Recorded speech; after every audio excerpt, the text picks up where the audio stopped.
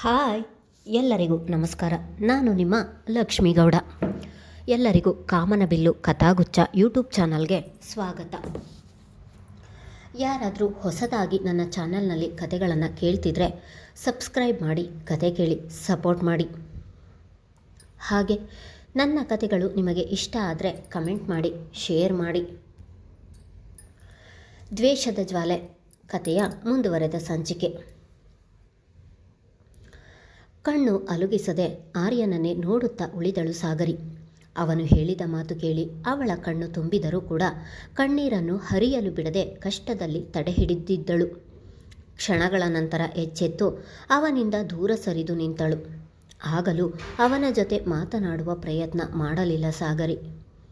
ಅವಳಿಂದ ನೋಟ ಬದಲಿಸಿ ಎತ್ತಲೋ ನೋಡುತ್ತಾ ನಿಂತ ಆರ್ಯ ತನ್ನ ಒಂದು ಕೈಯನ್ನು ಪ್ಯಾಂಟಿನ ಕಿಸೆಯೊಳಗೆ ಹಾಕುತ್ತಾ, ಈಗ ನಿಮಗೆ ನಂಬಿಕೆ ಪದದ ಅರ್ಥ ಚೆನ್ನಾಗಿ ತಿಳಿದಿರಬೇಕಲ್ಲ ಎಂದವನು ಅಲ್ಲಿ ನಿಲ್ಲದೆ ಅವಳೆಡೆಗೆ ತಿರುಗಿಯೂ ನೋಡದೆ ಅಲ್ಲಿಂದ ಹೊರಟನು. ಇಷ್ಟರವರೆಗೂ ಹೊರಗೆ ಬರಲು ತವಕಿಸುತ್ತಿದ್ದ ಸಾಗರಿ ಕಣ್ಣೀರು ಎರಡು ಕೆನ್ನೆಯ ಮೇಲೆ ಹರಿದವು. ಇತ್ತ ಮಗಳು ಮಾತನಾಡದೆ ಇರುವುದನ್ನು ನೋಡಿದ ಶ್ರೀಕಾಂತ್ ಅವರು, ಹಲೋ ಸಾಗರಿ, ನನ್ನ ಮಾತು ಕೇಳಿಸುತ್ತಿದೆಯಾ ಎಂದರು. ಕೈಯಲ್ಲಿ ಹಿಡಿದಿದ್ದ ಫೋನಿನಲ್ಲಿ ತಂದೆಯ ಧ್ವನಿ ಸಣ್ಣದಾಗಿ ಕೇಳಿದ್ದು ಅರಿವಾದಾಗ ತಟ್ಟನೆ ಇಳಿಯುತ್ತಿದ್ದ ಕಣ್ಣೀರನ್ನು ತೊಡೆದುಕೊಂಡು ಫೋನನ್ನು ಕಿವಿಗಿರಿಸುತ್ತಾ, ಹಾಂ ಹೇಳಿ ಡ್ಯಾಡ್ ಎಂದಳು. ಸಾಗರಿ, ಏನಾಯಿತು? ಯಾರು ಅದು? ಆರ್ಯನ ಧ್ವನಿ ಇದ್ದ ಹಾಗೆ ಇತ್ತು ಎನ್ನುತ್ತಿದ್ದ ಹಾಗೆ. ಹ್ಞೂ ಡ್ಯಾಡ್, ಅವರೇ ಎಂದವಳ ಕಣ್ಣಿನಿಂದ ಮತ್ತೊಮ್ಮೆ ಹನಿಗಳು ಜಾರಿದವು. ಆರ್ಯ ಹಾಗೆಲ್ಲ ಮಾತನಾಡಿದ್ದು ಶ್ರೀಕಾಂತ್ ಅವರಿಗೂ ಕೂಡ ಬೇಜಾರಾಗಿತ್ತು. ಆರ್ಯ, ಅಷ್ಟೆಲ್ಲ ಮಾತನಾಡಿದ್ರು ಸುಮ್ಮನಿದ್ದೀಯಲ್ಲ ಮಗಳೇ, ನೀನು ಮಾತಾಡಬೇಕಲ್ವಾ ಎಂದರು. ಏನಂತ ಮಾತನಾಡಲಿ ಡ್ಯಾಡಿ? ಅವರೇ ಹೇಳಿದ ಹಾಗೆ ಅವರ ನಂಬಿಕೆಗೆ ಪೆಟ್ಟು ಕೊಟ್ಟವಳು ನಾನು. ಅವರ ಪ್ರೀತಿಗೆ ಅರ್ಹಳಾದ ವ್ಯಕ್ತಿಯಲ್ಲ ನಾನು. ಆಗ ನನ್ನ ಕಣ್ಣ ಮುಂದೆ ಅಕ್ಕ ಮಾತ್ರ ಇದ್ಲು. ಅವಳನ್ನು ಕಳೆದುಕೊಂಡು ನೀವು ಅಮ್ಮ ಅನುಭವಿಸುತ್ತಿದ್ದ ನೋವು ಮಾತ್ರ ಇತ್ತು. ಹಾಗಾಗಿ ಬೇರೆ ಏನನ್ನು ಯೋಚಿಸಲಿಲ್ಲ.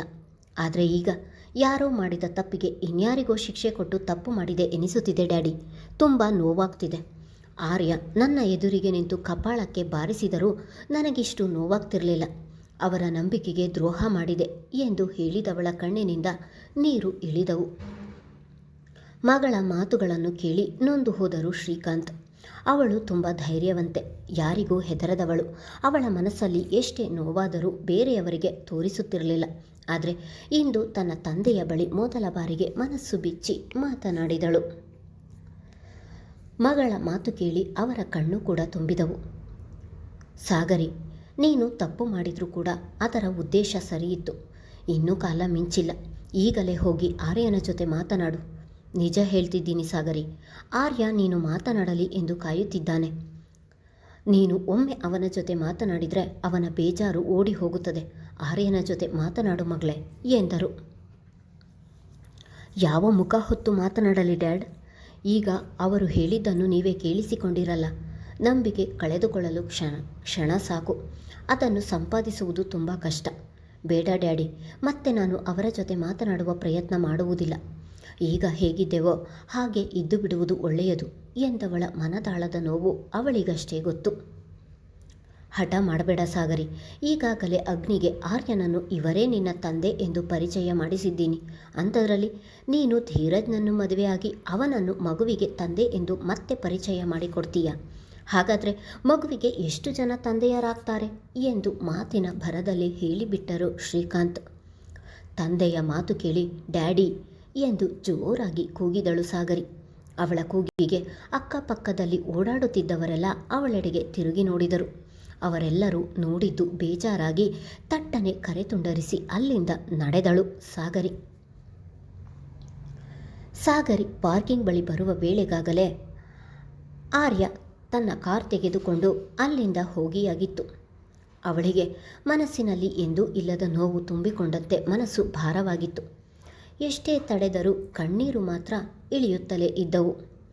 ಇಂದು ಅವಳ ಮನಸ್ಸಿಗೆ ಹೆಚ್ಚು ನೋವು ಮಾಡಿದ ಮಾತುಗಳು ಎಂದರೆ ಅವಳ ತಂದೆ ಮಗುವಿಗೆ ಎಷ್ಟು ಜನ ತಂದೆ ಎಂದು ಪರಿಚಯ ಮಾಡಿಕೊಡ್ತೀಯಾ ಎನ್ನುವ ಮಾತು ಇನ್ನಿಲ್ಲದಂತೆ ಅವಳನ್ನು ನೋಯಿಸಿತು.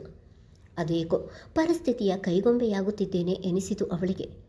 ಈಗಲೂ ಅವಳಿಂದ ಸರಿಯಾದ ಒಂದು ನಿರ್ಧಾರ ಮಾಡಲು ಆಗುತ್ತಿಲ್ಲ. ಒಬ್ಬ ಗಟ್ಟಿಗಿತ್ತಿ ಹೆಣ್ಣು ಇಂದು ಜೀವನದಲ್ಲಿ ತಾನು ಸೋತು ಹೋದೆ ಎಂದು ಒಳಗೊಳಗೆ ನೋವು ಪಡುತ್ತಿದ್ದಳು. ಕಾರಿನಲ್ಲಿ ಕುಳಿತರೂ ಕೂಡ 5 ನಿಮಿಷ ಕಣ್ಣೀರು ಹಾಕಿದವಳು ನಂತರ ತನ್ನ ಕಣ್ಣೀರನ್ನು ತೊಡೆದುಕೊಂಡು ಕಾರು ಚಾಲು ಮಾಡಿಕೊಂಡು ಅಲ್ಲಿಂದ ಹೊರಟಳು. ಆಗಲೇ ಮನೆಗೆ ಬಂದ ಸಾಗರಿ ಕೋಣೆಗೆ ಸೇರಿದವಳು ರಾತ್ರಿ ಅವಳ ತಾಯಿ ಶ್ರಾವಣಿ ಊಟಕ್ಕೆ ಕರೆದರೂ ತನಗೆ ಬೇಡ ಎನ್ನುವ ಸಬೂಬು ಹೇಳಿ ಮಲಗಿದ್ದಳು. ಅಂದು ಶ್ರೀಕಾಂತ್ ಅವರು ತಡವಾಗಿ ಮನೆಗೆ ಬಂದಿದ್ದರು. ಇವತ್ತು ನಿಮ್ಮ ಮಗಳಿಗೆ ಏನಾಗಿದೆ? ಊಟ ಮಾಡು ಬಾ ಅಂದರು. ಬೇಡ ಎಂದು ಹೇಳಿ ಮಲಗಿದ್ದಾಳೆ. ಇತ್ತೀಚೆಗೆ ತುಂಬ ಮಂಕಾಗಿರ್ತಾಳೆ. ಕೇಳಿದರೂ ಏನೂ ಹೇಳಲ್ಲ. ಅವಳು ಬಾಯಿ ಬಿಟ್ಟು ಮಾತನಾಡಲಿಲ್ಲ ಅಂದರೆ ಅವಳ ಮನಸ್ಸಲ್ಲಿ ಏನಿದೆ ಎಂದು ನನಗೆ ತಿಳಿಯುವುದಾದರೂ ಹೇಗೆ? ನಂಗಂತೂ ಸಾಕಾಗಿದೆ. ಆದಷ್ಟು ಬೇಗ ಇವಳ ಮದುವೆ ಮಾಡಿದರೆ ಸಾಕಾಗಿದೆ. ಲಾಯರ್ ಆಫೀಸಿಗೆ ಹೋಗಿ ಬಾ ಅಂದರೂ ಕೂಡ ಆ ಕೆಲಸ ಈ ಕೆಲಸ ಟೈಮ್ ಇಲ್ಲ ಎಂದು ಹೇಳ್ತಿದ್ದಾಳೆ. ಇತ್ತೀಚೆಗಂತೂ ಈ ಮನೆಯಲ್ಲಿ ನನ್ನ ಮಾತಿಗೆ ಬೆಲೆ ಇಲ್ಲದಂತಾಗಿದೆ ಎಂದು ಶ್ರಾವಣಿ ಒಂದೇ ಸಮ ಜೋರು ಜೋರು ಮಾತನಾಡುತ್ತಿದ್ದರು. ಇಷ್ಟರವರೆಗೂ ಸುಮ್ಮನಿದ್ದವರು ಗಂಡ ಮನೆಗೆ ಬರುತ್ತಿದ್ದ ಹಾಗೆ ಅವರ ಮಾತುಗಳು ಜೋರಾಗಿದ್ದವು. ಹೆಂಡತಿ ಮಗಳ ಡೈವರ್ಸ್ ವಿಷಯ ಮಾತನಾಡುತ್ತಿದ್ದಾಳೆ ಎಂದು ಅವರಿಗೂ ಕೂಡ ತಿಳಿದಿತ್ತು. ಇವಳಂತೂ ಮಗಳಿಗೆ ಡೈವರ್ಸ್ ಕೊಡಿಸಲು ತುದಿಗಾಲಿನಲ್ಲಿ ನಿಂತಿದ್ದಾಳೆ. ಸಾಗರಿ ನೋಡಿದರೆ ಯಾವುದರಲ್ಲೂ ಆಸಕ್ತಿ ಇಲ್ಲ ಎನ್ನುವಂತಿದ್ದಾಳೆ. ಇವತ್ತು ಊಟ ಬೇಡ ಎನ್ನಲು ಮಧ್ಯಾಹ್ನ ನಾನಾಡಿದ ಮಾತುಗಳೇ ಕಾರಣವಾ? ಛೆ, ಮಾತನಾಡುವ ಭರದಲ್ಲಿ ಹಾಗೆ ಹೇಳಿದೆ. ನನ್ನ ಮಾತಿನಿಂದ ನನ್ನ ಮಗಳ ಮನಸ್ಸಿಗೆ ನೋವಾಗಿರಬಹುದು ಎಂದು ತನ್ನಲ್ಲಿಯೇ ಯೋಚಿಸಿದವರ ಕಾಲುಗಳು ಮಗಳ ಕೋಣೆಯತ್ತ ನಡೆದವು. ಕೋಣೆಯ ಬಾಗಿಲು ತೆರೆದ ಸದ್ದಾಗುತ್ತಿದ್ದ ಹಾಗೆ, ಅಮ್ಮ, ನನಗೆ ಊಟ ಬೇಡ ಎಂದು ಹೇಳಿದೆ ತಾನೆ, ಮತ್ತ್ಯಾಕೆ ಫೋರ್ಸ್ ಮಾಡ್ತೀಯಾ? ಹಸುವಾದಾಗ ನಾನೇ ಊಟ ಮಾಡ್ತೀನಿ ಎಂದು ಮಗ್ಗುಲು ಬದಲಿಸಿ ಪಕ್ಕದಲ್ಲಿಯೇ ಮಲಗಿದ್ದ ಮಗುವಿನ ಕಡೆ ತಿರುಗಿ ಮಲಗಿದ್ದ ಸಾಗರಿ ಹೇಳಿದಳು. ನಿನ್ನಮ್ಮ ಅಲ್ಲ ಮಗಳೇ, ನಾನು ಎಂದು ಹೇಳುತ್ತಾ ಒಳಬಂದರು ಶ್ರೀಕಾಂತ್. ಅಲ್ಲಿ ತಂದೆಯ ಧ್ವನಿ ಕೇಳಿ ನಿಧಾನವಾಗಿ ಎದ್ದು ಕುಳಿತವಳು ಡ್ಯಾಡ್ ಎಂದಳು. ಮಗಳ ಸಮೀಪ ಕುಳಿತವರು ಮೊದಲು ಮಗುವಿನ ತಲೆಯನ್ನು ನೀವಿ ನಂತರ ಮಗಳ ತಲೆಯನ್ನು ನೀವುತ್ತಾ, ನಾನು ಮಧ್ಯಾಹ್ನ ಹಾಗೆ ಮಾತನಾಡಿದೆ ಎಂದು ಬೇಜಾರಾಗಿದ್ದೀಯಾ? ಸಾರಿ ಮಗಳೇ, ನಾನು ಹಾಗೆಲ್ಲ ಮಾತಾಡಬಾರ್ದಿತ್ತು ಎಂದು ಮಗಳ ಬಳಿ ಕ್ಷಮೆ ಕೇಳಿದರು ಶ್ರೀಕಾಂತ್. ಹಾಗೇನಿಲ್ಲ ಡ್ಯಾಡ್ ಎಂದು ಮೆಲು ಧ್ವನಿಯಲ್ಲಿ ಹೇಳಿದಳು. ಅವಳೆಷ್ಟು ಬೇಜಾರಾಗಿದ್ದಾಳೆ ಎನ್ನುವುದು ಅವಳ ಧ್ವನಿಯಲ್ಲಿಯೇ ತಿಳಿಯುತ್ತಿತ್ತು. ನೀನು ಬೇಜಾರಾಗಿಲ್ಲ ಅಂದರೆ ಯಾಕೆ ಊಟ ಬೇಡ ಎಂದು ಹೇಳಿದೆ ಎಂದರೆ ತಂದೆಯ ಮಾತಿಗೆ ಏನು ಮಾತನಾಡದೆ ಮೌನವಾದಳು. ಮಗಳೇ, ಇತ್ತೀಚೆಗೆ ನೀನು ತುಂಬ ಡಿಸ್ಟರ್ಬ್ ಆಗಿರುವುದು ಎದ್ದು ಕಾಣುತ್ತಿದೆ. ನಿನ್ನನ್ನು ಈ ರೀತಿ ನನ್ನಿಂದ ನೋಡಲು ಆಗ್ತಿಲ್ಲ. ನಿನ್ನ ಮನಸ್ಸು ಗೊಂದಲದ ಗೂಡಾಗಿದೆ ಎಂದು ನನಗೂ ಗೊತ್ತು. ನಿನ್ನಮ್ಮ ಡೈವರ್ಸ್ ಕೊಡಿಸಲು ತುದಿಗಾಲಿನಲ್ಲಿ ನಿಂತಿದ್ದಾಳೆ. ನಾನು ಬೇಡ ಎನ್ನುತ್ತಿದ್ದೇನೆ. ನಮ್ಮಿಬ್ಬರಿಂದ ನೀನು ನೋವು ತಿನ್ನುತ್ತಿರುವುದು ನನಗೆ ಇಷ್ಟ ಇಲ್ಲ. ಈಗ ನೀನು ಯಾವುದನ್ನು ಆಯ್ಕೆ ಮಾಡಬೇಕು ಎನ್ನುವುದನ್ನು ನಾನು ಹೇಳ್ತೀನಿ ಎನ್ನುತ್ತಿದ್ದ ಹಾಗೆ ತಂದೆಯನ್ನೇ ರೆಪ್ಪೆ ಬಡಿಯದೆ ನೋಡುತ್ತಾ ಉಳಿದಳು. ಹ್ಞೂ ಸಾಗರಿ, ನನ್ನ ಮಗಳು ಹೀಗಿರುವುದನ್ನು ನನ್ನಿಂದ ನೋಡಲು ಆಗ್ತಿಲ್ಲ. ಸರಿಯಾದ ಒಂದು ನಿರ್ಧಾರ ಮಾಡದೆ ಎಷ್ಟು ದಿನ ಎಂದು ಹೀಗೆ ಇರ್ತೀಯ? ತಪ್ಪು ಮಾಡಿದ್ದೇನೆ ಎಂದು ನೀನು ನೋವು ಅನುಭವಿಸುವುದು ನನ್ನಿಂದ ನೋಡಲು ಆಗಲ್ಲ. ಎಲ್ಲ ಸಮಸ್ಯೆಗಳಿಗೂ ಶಾಶ್ವತ ಪರಿಹಾರ ಹುಡುಕಲೇಬೇಕಲ್ಲ. ನಿನ್ನಮ್ಮ ಹೇಳಿದ ಹಾಗೆ ನಾಳೆ ಲಾಯರ್ ಆಫೀಸಿಗೆ ಹೋಗಿ ಬಾ. ಆದಷ್ಟು ಬೇಗ ಡೈವರ್ಸ್ ಆಗಲಿ. ನಿಮ್ಮಿಬ್ಬರಿಗೂ ಡೈವರ್ಸ್ ಆದ ವಾರಕ್ಕೆ ನಿನಗೂ ಧೀರಜ್ಗೂ ಮದುವೆ ಮಾಡಿ ಮುಗಿಸ್ತೀನಿ. ಆಮೇಲೆ ಮಗುವಿನ ಬರ್ತ್ ಸರ್ಟಿಫಿಕೇಟ್ ಅಲ್ಲಿ ಖಾಲಿ ಇರುವ ತಂದೆಯ ಹೆಸರು ಜಾಗಕ್ಕೆ ಧೀರಜ್ ಹೆಸರು ಸೇರಿಸೋಣ ಎಂದು ಮಲಗಿದ್ದ ಮಗುವಿನ ಕಡೆ ನೋಡುತ್ತಾ ಹೇಳಿದರು ಶ್ರೀಕಾಂತ್. ತಂದೆಯ ಮಾತು ಕೇಳಿ ಆಘಾತವಾಯಿತು ಸಾಗರಿಗೆ. ಸುಮ್ಮನೆ ಅವರನ್ನೇ ನೋಡುತ್ತಾ ಕುಳಿತು ಬಿಟ್ಟಳು. ಕುಳಿತಲ್ಲಿಂದ ಎದ್ದು ನಿಂತ ಶ್ರೀಕಾಂತ್ ಅವರು, ನೀನು ಬಂದು ಡೈನಿಂಗ್ ಟೇಬಲ್ ಮೇಲೆ ಕೂರುವ ತನಕ ನಾನು ತಟ್ಟೆಗೆ ಕೈ ಹಾಕುವುದಿಲ್ಲ. ನಿನ್ನ ದಾರಿಗಾಗಿ ಕಾಯುತ್ತಿರುತ್ತೇನೆ ಎಂದು ಹೇಳಿದವರು ಅಲ್ಲಿ ನಿಲ್ಲದೆ ಹೊರ ನಡೆದರು. ಇತ್ತ ಸಾಗರಿ ಸಿಡಿಯುತ್ತಿದ್ದ ತಲೆಯನ್ನು ಒತ್ತಿ ಹಿಡಿದು ಕುಳಿತು ಬಿಟ್ಟಳು. ಕೈಕಾಲು ಮುಖ ತೊಳೆದು ಬಟ್ಟೆ ಬದಲಿಸಿ ಬಂದು ಡೈನಿಂಗ್ ಟೇಬಲ್ ಮೇಲೆ ಕುಳಿತರು ಶ್ರೀಕಾಂತ್.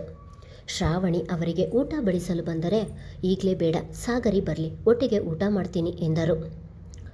ಸಾಗರಿ ಊಟ ಬೇಡ ಎಂದು ಹೇಳುತ್ತಿದ್ದಾಳೆ, ಅವಳೆಲ್ಲಿ ಬರ್ತಾಳೆ, ನೀವು ಊಟ ಮಾಡಿ ಎಂದರು ಶ್ರಾವಣಿ. ನನ್ನ ಮಗಳು ಖಂಡಿತ ಊಟಕ್ಕೆ ಬರ್ತಾಳೆ, ಆ ನಂಬಿಕೆ ನನಗಿದೆ, ಸ್ವಲ್ಪ ಹೊತ್ತು ವೆಯ್ಟ್ ಮಾಡು ಎಂದು ಹೇಳಿ ಮೊಬೈಲ್ ಹಿಡಿದು ಕುಳಿತರು. ಶ್ರೀಕಾಂತ್ ಅವರು ಹೇಳಿದಂತೆಯೇ ಮೆಟ್ಟಿಲಿಳಿದು ಬರುತ್ತಿದ್ದ ಮಗಳನ್ನು ನೋಡಿದ ಶ್ರಾವಣಿಯವರು, ನಾನು ಕರೆದರೆ ಊಟ ಬೇಡ ಅಂದ್ಲು, ಈಗ ನೀವು ಕರೆದರೆ ಬರುತ್ತಿದ್ದಾಳೆ ಎಂದು ಗೊಂದಲದಲ್ಲಿ ಕೇಳಿದರು.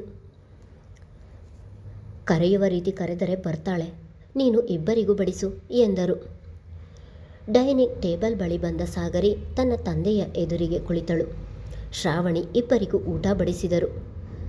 ಸಾಗರಿ ನಿಧಾನವಾಗಿ ತಿನ್ನುತ್ತಿದ್ದರೆ ಬೇಗ ಬೇಗ ಊಟ ಮುಗಿಸಿದ ಶ್ರೀಕಾಂತ್ ಅವರು ಮೇಲೆದ್ದು, ಶ್ರಾವಣಿ, ನೀನು ಇನ್ನು ಚಿಂತೆ ಮಾಡುವ ಅಗತ್ಯ ಇಲ್ಲ. ನನ್ನ ಮಗಳು ನಾಳೆಯೇ ಲಾಯರ್ ಆಫೀಸಿಗೆ ಹೋಗ್ತಾಳೆ. ನಿನ್ನ ಆಸೆಯಂತೆ ಆದಷ್ಟು ಬೇಗ ಆರ್ಯ ಸಾಗರಿ ಇಬ್ಬರಿಗೂ ಡೈವರ್ಸ್ ಆಗುತ್ತೆ. ನಿನ್ನ ಇಷ್ಟದಂತೆ ಆದಷ್ಟು ಬೇಗ ನಿನ್ನ ಅಣ್ಣನ ಮಗನಿಗೂ ಸಾಗರಿಗೂ ಮದುವೆ ಮಾಡ್ತೀನಿ. ಇನ್ನು ಮುಂದೆಯಾದರೂ ಯೋಚಿಸುವುದನ್ನು ಕಡಿಮೆ ಮಾಡು ಎಂದು ಹೇಳಿದವರು ಅಲ್ಲಿ ನಿಲ್ಲದೆ ನಡೆದರು. ತಂದೆಯ ಮಾತು ಕೇಳಿ ಸಾಗರಿಗೆ ಬಾಯಿಯಲ್ಲಿದ್ದ ತುತ್ತು ಗಂಟಲಿಗೆ ಸಿಕ್ಕಿಕೊಂಡಿತು. ಶ್ರಾವಣಿಯವರಿಗಂತೂ ಗಂಡನ ಮಾತು ಕೇಳಿ ಅಚ್ಚರಿಯಾಯಿತು.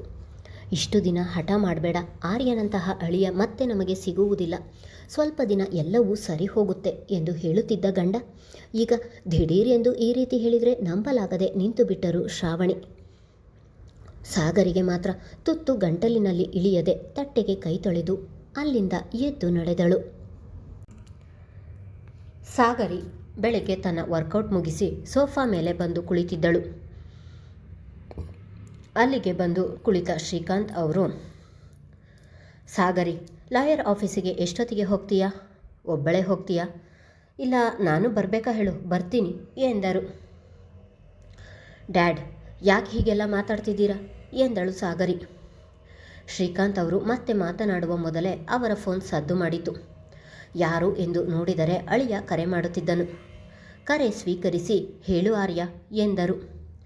ತಂದೆಯ ಬಾಯಿಯಲ್ಲಿ ಆರ್ಯ ಎನ್ನುವ ಪದವನ್ನು ಕೇಳಿಯೇ ಇವಳ ಕಿವಿಗಳು ಚುರುಕಾದವು. ತಂದೆಯನ್ನು ನೋಡುತ್ತಾ ಕುಳಿತಳು. ಮಾವ, ಯಾಕೋ ಇವತ್ತು ಪಾಪುನ ನೋಡಬೇಕು ಅನ್ನಿಸ್ತಿದೆ, ಮಾಮೂಲಿ ಪಾರ್ಕಿಗೆ ಕರ್ಕೊಂಡು ಬರ್ತೀರಾ ಎಂದು ಕೇಳಿಕೊಂಡಂತೆ ಹೇಳಿದನು. ಕಣ್ಣು ಮುಚ್ಚಿ ತೆಗೆದ ಶ್ರೀಕಾಂತ್ ಅವರು ತಮ್ಮ ಮನಸ್ಸನ್ನು ಕಲ್ಲು ಮಾಡಿಕೊಂಡಂತೆ, ಇಲ್ಲ ಆರ್ಯ, ಇನ್ಮುಂದೆ ನೀನು ಅಗ್ನಿಯನ್ನು ನೋಡುವ ಪ್ರಯತ್ನ ಮಾಡಬೇಡ. ಆವತ್ತು ಮಗುವಿಗೆ ನಿನ್ನನ್ನು ತಂದೆ ಎಂದು ಪರಿಚಯ ಮಾಡಿಕೊಟ್ಟು ತಪ್ಪು ಮಾಡಿದೆ ಎಂದು ಈಗ ಅನಿಸುತ್ತಿದೆ ನನಗೆ. ಸಾಗರಿ ಮುಂದೆ ಬೇರೆಯವರನ್ನು ಮದುವೆಯಾದಾಗ ಅವನನ್ನೇ ಮಗುವಿಗೆ ತಂದೆ ಎಂದು ಪರಿಚಯ ಮಾಡಿಕೊಡಬೇಕಾಗುತ್ತದೆ. ಆಗ ಮಗುವಿನ ಮನಸ್ಸಲ್ಲಿ ನೀನು ಉಳಿಯಬಾರದಲ್ಲ, ಅದಕ್ಕೆ ಹೇಳ್ತಿದ್ದೀನಿ. ಇನ್ಮುಂದೆ ನೀನು ಮಗುವನ್ನು ನೋಡುವ ಪ್ರಯತ್ನ ಮಾಡಬೇಡ. ಹಾಗೆ ದಯವಿಟ್ಟು ನನ್ನನ್ನು ಕ್ಷಮಿಸಿಬಿಡು. ನಿನ್ನ ಮನಸ್ಸಲ್ಲಿ ಮಗುವಿನ ಬಗ್ಗೆ ಇಲ್ಲದೆ ಇರುವ ಪ್ರೀತಿ ಆಸೆಗಳನ್ನು ಹುಟ್ಟಿಸಿಬಿಟ್ಟೆ. ಇವತ್ತಿನಿಂದ ಅವನು ನಿಮ್ಮ ಮನೆಯ ಕುಡಿ ಎನ್ನುವುದನ್ನು ಮರೆತು ಬಿಡು ಎಂದು ನಿಷ್ಠೂರವಾಗಿ ಹೇಳಿ ತಟ್ಟನೆ ಕರೆ ತುಂಡರಿಸಿಬಿಟ್ಟರು. ತಂದೆಯ ಮಾತು ಕೇಳಿ ಆಶ್ಚರ್ಯವಾಯಿತು ಸಾಗರಿಗೆ. ಡ್ಯಾಡಿ, ಏನಾಗಿದೆ ನಿಮಗೆ? ಅವರ ಬಳಿ ಯಾಕೆ ಹೀಗೆಲ್ಲ ಮಾತಾಡಿದ್ರಿ? ನೀವು ಹೀಗೆ ಮಾತಾಡಿದರೆ ಅವರಿಗೆ ಬೇಜಾರಾಗುವುದಿಲ್ವಾ? ನಾನು ಯಾವತ್ತಾದರೂ ಮಗುವನ್ನು ಅವರ ಬಳಿ ಕರ್ಕೊಂಡು ಹೋಗಬೇಡಿ ಎಂದು ಹೇಳಿದ್ನಾ?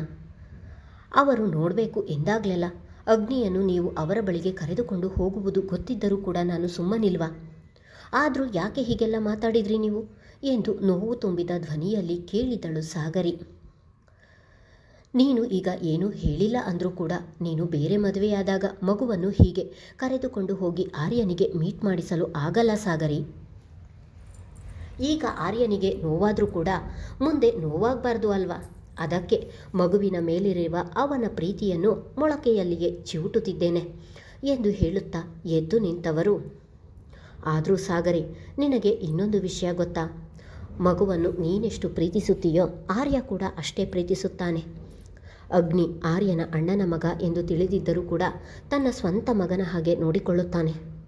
ನೀನು ಯಾರನ್ನೇ ಮದುವೆ ಮಾಡಿಕೊಂಡರೂ ಮಗುವಿಗೆ ಅವನಷ್ಟು ಪ್ರೀತಿಯನ್ನು ಬೇರೆ ಯಾರೂ ಕೊಡಲಾರರು ಎಂದವರು ಅಲ್ಲಿಂದ ನಡೆದರು. ಕೊನೆಯ ಮಾತುಗಳನ್ನು ಮಗಳ ಮನಸ್ಸಿಗೆ ನಾಟಲಿ ಎಂದೇ ಬೇಕೆಂದೇ ಹಾಗೆಲ್ಲ ಮಾತನಾಡಿದರು. ಒಟ್ಟಿನಲ್ಲಿ ಹೇಗಾದರೂ ಮಾಡಿ ಮಗಳ ಮನಸ್ಸನ್ನು ಬದಲಾಯಿಸಬೇಕಿದೆ ಅವರು. ಈ ರೀತಿ ಮಾತನಾಡಲಿಲ್ಲ ಎಂದರೆ ಅವಳ ನಿರ್ಧಾರವನ್ನು ಬದಲಾಯಿಸುವುದಿಲ್ಲ ಎನ್ನುವುದು ಅವರಿಗೂ ಚೆನ್ನಾಗಿ ಅರಿವಿದೆ. ಇಂದು ಎದುರಿಗೆ ಸಾಗರಿ ಇದ್ದಿದ್ದರಿಂದ ಬಾಯಿ ಮಾತಿಗೆ ಅಳಿಯನ ಜೊತೆ ಹಾಗೆಲ್ಲ ಮಾತನಾಡಿದರೂ ಕೂಡ ಹೀಗೆಲ್ಲ ಮಾತನಾಡಿದೆನಲ್ಲ ಎಂದು ಒಳಗೊಳಗೆ ನೊಂದುಕೊಂಡರು ಶ್ರೀಕಾಂತ್. ಕೋಣೆಗೆ ಬಂದವರಿಗೆ ಅಳಿಯನ ಮನಸ್ಸಿಗೆ ಬೇಜಾರು ಮಾಡಿದೆ ಎನ್ನುವ ನೋವು ಕಡಿಮೆಯಾಗಲಿಲ್ಲ. ಹಾಗಂತ ಮತ್ತೆ ಕರೆ ಮಾಡಿ ಅಳಿಯನಿಗೆ ಇರುವ ವಿಷಯ ಹೇಳೋಣ ಎಂದುಕೊಂಡರೂ ಕೂಡ ಮಗಳು ಮನಸ್ಸನ್ನು ಬದಲಾಯಿಸಲಿಲ್ಲ ಎಂದರೆ ಅಳಿಯನ ಮನಸ್ಸಿಗೆ ಮತ್ತೆ ನೋವಾಗುತ್ತದೆ. ಅವನಿಗೆ ಏನೂ ಹೇಳುವುದು ಬೇಡ ಎಂದು ಹಾಗೆ ಸುಮ್ಮನಾದರು. ಇತ್ತ ಕೋಣೆಗೆ ಬಂದ ಸಾಗರಿಗೆ ತಂದೆ ಆಡಿದ ಮಾತುಗಳೇ ಕಿವಿಯಲ್ಲಿ ಪ್ರತಿಧ್ವನಿಸುತ್ತಿದ್ದವು. ಸಾಗರಿಗೆ ಇತ್ತೀಚೆಗೆ ಇನ್ನೊಂದು ಮದುವೆ ಎಂದರೆ ಉಸಿರು ಕಟ್ಟಿದ ಹಾಗೆ ಆಗುತ್ತೆ. ಹಾಗಂತ ಅದನ್ನು ಎಲ್ಲರ ಎದುರಿಗೂ ಧೈರ್ಯವಾಗಿ ಹೇಳಲು ಆಗದೆ ಒಳಗೊಳಗೆ ಒದ್ದಾಡುತ್ತಿದ್ದಾಳೆ. ಹಾಸಿಗೆ ಮೇಲೆ ಕುಸಿದು ಕುಳಿತವಳು, ಡ್ಯಾಡ್, ಇಷ್ಟು ದಿನ ಅಮ್ಮ ಆದಷ್ಟು ಬೇಗ ಮದುವೆ ಆಗಬೇಕು ಎಂದು ಹೇಳುತ್ತಿದ್ದರೂ ಕೂಡ ನನಗೆ ಏನು ಅನಿಸುತ್ತಿರಲಿಲ್ಲ. ಆದರೆ ಇವತ್ತು ನೀವು ಹೇಳಿದ ಮಾತುಗಳನ್ನು ನನ್ನಿಂದ ಸಹಿಸಲು ಆಗ್ತಿಲ್ಲ. ಆರ್ಯ ಎನ್ನುವ ಹೆಸರು ಕೇಳಿದರೆ ಸಾಕು, ಇಷ್ಟು ದಿನ ನಿರ್ಭಾವುಕವಾಗಿದ್ದ ನನ್ನ ಮನಸ್ಸು ಹಕ್ಕಿಯ ಹಾಗೆ ಹಾರಾಡುತ್ತದೆ. ಇತ್ತೀಚೆಗೆ ನನ್ನಲ್ಲಿ ಡಿಫ್ರೆಂಟ್ ಫೀಲಿಂಗ್ ಆರ್ಗನೈಸ್ ಆಗುತ್ತೆ. ಆದರೆ ನನ್ನದೇ ನಿರ್ಧಾರಗಳ ಮುಂದೆ ನಾನು ನಿಂತುಕೊಳ್ಳಲಾರದೆ ಜೀವನದಲ್ಲಿ ಮತ್ತೆ ಮತ್ತೆ ಸೋಲುತ್ತಿದ್ದೇನೆ. ನೀವು ಹೀಗೆ ಸಡನ್ಲಿ ಲಾಯರ್ ಆಫೀಸಿಗೆ ಹೋಗು ಅಂದರೆ ನಾನು ಹೇಗೆ ಹೋಗಲಿ ಎಂದು ಹೇಳಿಕೊಂಡವಳ ಕಣ್ಣಿನಿಂದ ನೀರು ಇಳಿದವು. ಇವಳು ನಿಮ್ಮ ಮಗಳು, ಅದರಲ್ಲೂ ಮೊದಲಿದ್ದ ಮಗಳು ಸಾಗರಿ ಅಲ್ಲ ಡ್ಯಾಡಿ. ಸಮಸ್ಯೆಗಳಿಗೆ ಹೆದರಿ ಓಡಿ ಹೋಗುತ್ತಿರುವ ಹೇಡಿ. ತನ್ನ ಲೈಫಿಗೆ ಏನು ಬೇಕು ಎಂದು ಯೋಚಿಸದೆ ಆ ಲೈಫನ್ನೇ ಸ್ಪಾಯಿಲ್ ಮಾಡಿಕೊಂಡಿರುವಂತಹ ದಡ್ಡಿ ನಿಮ್ಮ ಮಗಳು. ಆದರೆ ಆರ್ಯ ಅವರ ಜೊತೆ ಮಾತನಾಡಲು ನನ್ನ ಮನಸ್ಸು ಹಿಂದೇಟು ಹಾಕಲು ಕಾರಣ ಆ ಮೌರ್ಯ ಎನ್ನುವುದು ನೀವು ಮರೆಯುತ್ತಿದ್ದೀರಾ ಡ್ಯಾಡಿ ಎಂದವಳ ದುಃಖ ಹೆಚ್ಚಾಗಿತ್ತು. ಮೌರ್ಯನ ಆರೋಗ್ಯ ಸ್ಥಿತಿ ದಿನೇ ದಿನೇ ಬದಲಾಗುತ್ತಿತ್ತು. ಇತ್ತೀಚೆಗೆ ಯಾವುದರಲ್ಲೂ ಆಸಕ್ತಿ ಇಲ್ಲ. ಯಾವಾಗಲೂ ರೂಮಿನಲ್ಲೇ ಇರುತ್ತಿದ್ದನು. ವಸುಮತಿಯವರು ಬಲವಂತ ಮಾಡಿ ಊಟ ತಿನ್ನಿಸಿದರೆ ಮಾತ್ರ ಸ್ವಲ್ಪ ತಿನ್ನುತ್ತಿದ್ದನು. ಆರ್ಯ ಬಲವಂತ ಮಾಡಿ ಅವನನ್ನು ಆಫೀಸಿಗೆ ಕರೆದುಕೊಂಡು ಹೋಗಲು ಪ್ರಯತ್ನ ಮಾಡಿದರೂ ಕೂಡ ಅವನ ಪ್ರಯತ್ನ ವಿಫಲವಾಗುತ್ತಿತ್ತು. ಆರ್ಯ ಎಷ್ಟೇ ಹೇಳಿದರೂ ಕೂಡ ಮೌರ್ಯ ಆಫೀಸಿಗೆ ಹೋಗಲು ನಿರಾಕರಿಸಿ ರೂಮಿನಲ್ಲಿ ಒಬ್ಬನೇ ಕುಳಿತಿರುತ್ತಿದ್ದನು. ದಿನಪೂರ್ತಿ ಮಲಗಿದ್ದರೂ ಕೂಡ ಸುಸ್ತು ಅವನನ್ನು ಆವರಿಸುತ್ತಿತ್ತು. ಕೆಲಸಕ್ಕೆ ಹೋಗುವ ಮನಸ್ಸೇ ಇಲ್ಲವಾಯಿತು. ಅದಾಗಲೇ ಮುಖದಲ್ಲಿ ಮತ್ತು ಕಣ್ಣುಗಳ ಸುತ್ತ ಊದಿಕೊಂಡಿತು. ರಾತ್ರಿಯ ವೇಳೆ ನಿದ್ದೆ ಇಲ್ಲದೆ ಒದ್ದಾಡುತ್ತಿದ್ದನು. ತನ್ನ ಅಣ್ಣನ ಮುಖವನ್ನು ಗಮನಿಸಿದ ಆರ್ಯ ಮಗನನ್ನು ನೆನೆದು ಈ ರೀತಿ ಆಗಿದ್ದಾನೆ. ಅವನ ನೋವು